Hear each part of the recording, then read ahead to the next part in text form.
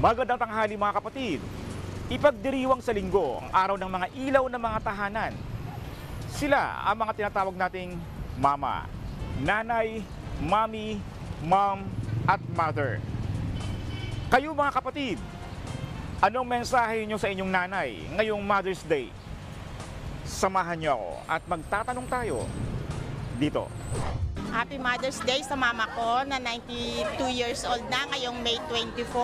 Advance happy birthday sa hipag ko, sa mga pinsan ko, sa lahat-lahat na pong mothers, sa mga teachers na may mga anak na po. Lahat po binabati ko po kayo ng Happy Mother's Day. Happy Mother's Day sa anak kong si Karen Sanchez and Crisel Sanchez. Lahat-lahat na po, Happy Mother's Day po sa inyong lahat. Thank you sa support sa family namin. Ayan, hindi ba tatawaran yung binigay yung support at pagiging magulang sa amin. So thank you and Happy Mother's Day.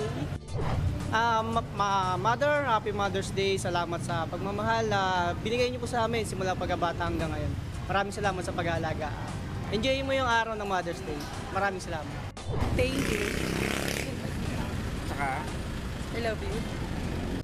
ako ang inyong hari ng bayan, ang tunay at nag-iisang pantanggal umay sa pananghalian.